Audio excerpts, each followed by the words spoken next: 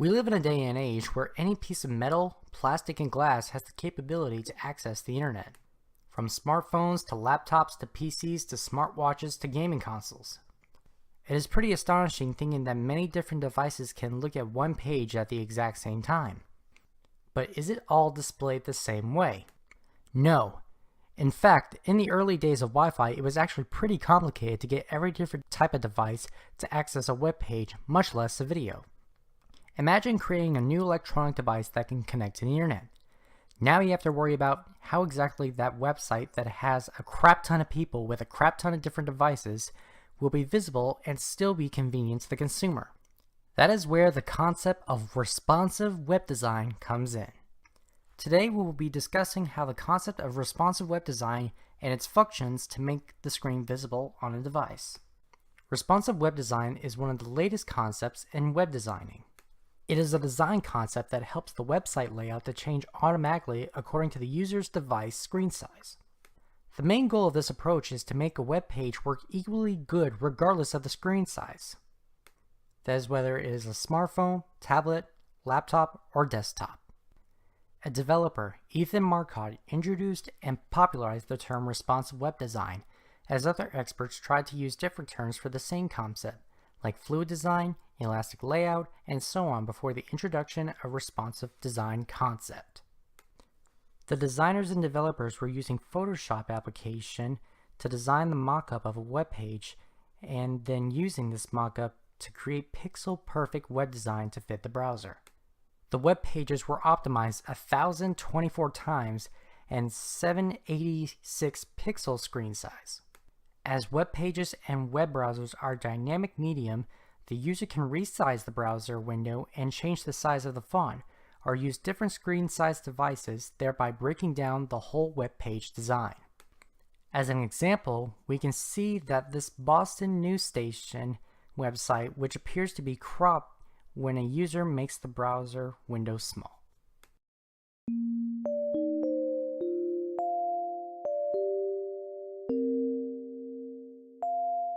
Do you notice what happens to your phone when you flip it horizontally or vertically?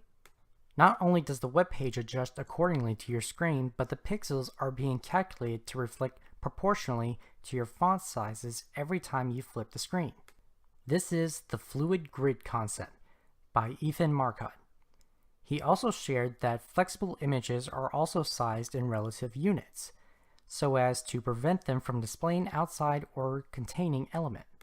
Because of the fluid grid concept, we have the satisfaction of viewing web pages on all sizes of screen. Let's dig a little deeper into how the fluid grid works. You might ask, where does the web designers get the right percentage or proportions for the web page? To answer your question, there's a formula they use. The formula is called target divided by context equals result. Nick Petit gives us an example. He said, in order to calculate proportions of each page element, you must divide the target element by its context. Currently, the best way to do this is to first create a high-fidelity mockup in a pixel-based image editor, like Photoshop. With your high-fidelity mockup in hand, you can measure a page element and divide it by the full width of the page. For example, if your layout is a typical size of 960 pixels across, then this would be your container value. Then let's say that our target element is some arbitrary value like 300 pixels wide. If we multiply the result by 100, we get the percentage value of 31 by 25%, 31.25%, which we can apply to the target element. That's the secret to fluid grids.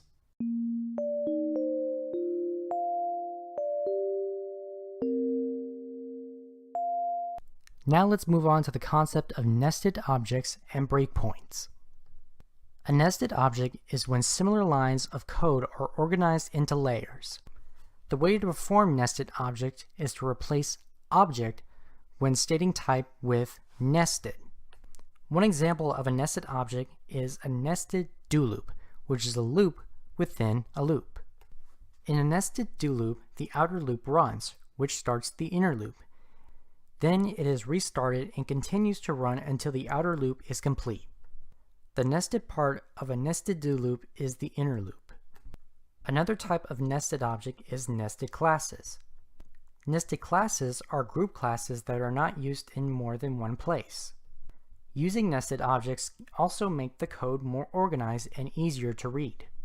Nesting objects also allow you to make changes to multiple lines of similar code at once. Responsive web design has many parts that rely on other parts, which is why nesting objects is important. It allows for faster fixes, more organized code, and better flow.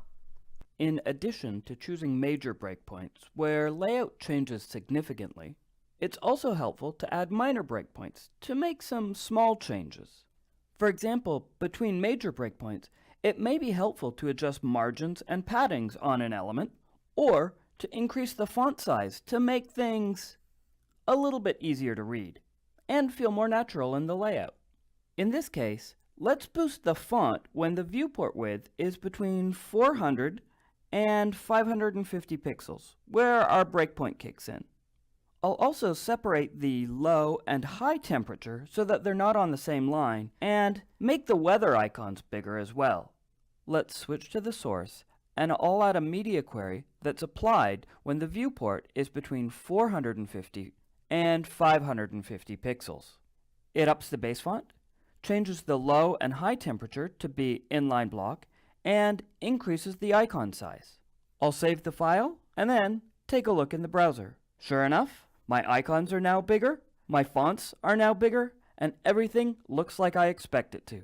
In this before and after, you can see how things have really changed. The icons are much bigger, the font sizes have also changed, and the minimum and maximum temperatures are now shown in a slightly different way. For larger viewports, I want to limit the maximum width of the forecast panel so that it doesn't consume the entire viewport as it gets wider. I already have a linked style sheet with a min width query of 700 pixels. So in there, I just need to set some margins and padding. Let's take a look. I'll set the width to 700 pixels and set margin left and margin right to auto. I'll come back to Chrome, hit refresh, and now we've got what I want.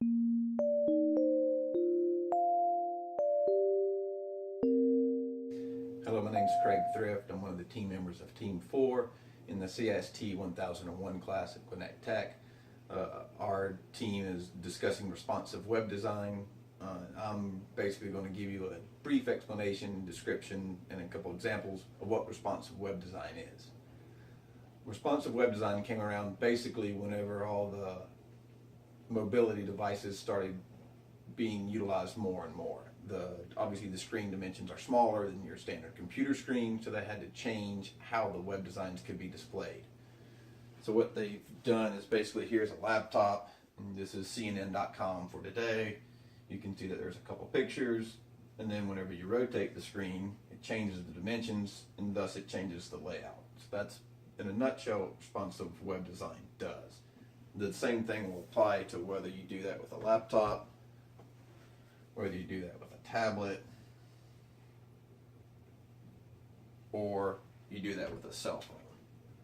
You will note that there are fewer pictures involved with the cell phone because that's a smaller screen to begin with. What that works with is what they call breakpoints. And breakpoints explains to the program how much information can get put into the web page before it needs to shift it somewhere else. Another design issue they had to work with is what they call nested objects. Nested objects are command lines inside of the script that work together. So there's a box inside of a box inside of a box, and they have to keep all that together. So the bold line and the sentence are two separate commands, and they have to make sure that those stay together whenever the web page changes orientation. And in a nutshell, that's responsive web design.